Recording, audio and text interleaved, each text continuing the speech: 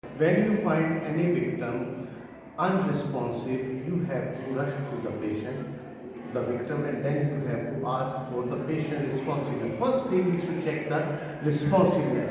Hello, Mr. X. Hello, how are you? Fine? No response. Please help me get an AED and let the emergency system activate. Thank you. Then next you come to the victim again and check the pulse and breathing together. Carotid pulse, check for the carotid pulse, that should not be less than 5 seconds and not more than 10 seconds. 1 1000, 2 1000, 3 1000, 4 1000, 5 1000, 6 1000, no pulse, no breathing. Start CPR. Push hard, push fast.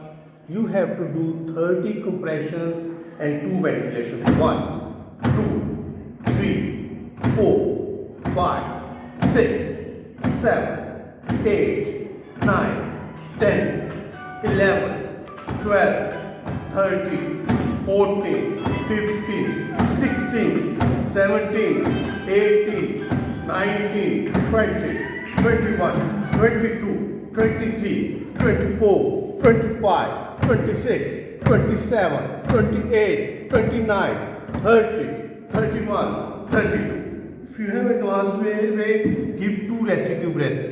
If you don't have, then mouth to mouth breathing, put the barrier in bit, 1 breath and let the chest rise.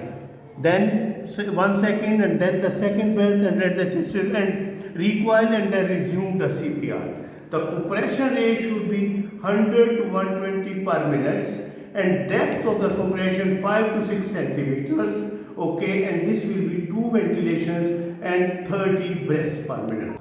If you are alone, then you continue compressions till you are having any help or you are tired. Otherwise, if you have assistant, then after 2 minutes, you will check the pulse and you will rotate. The respiration person will come on the compression and the compression will take over the breathing path. Thank you very much.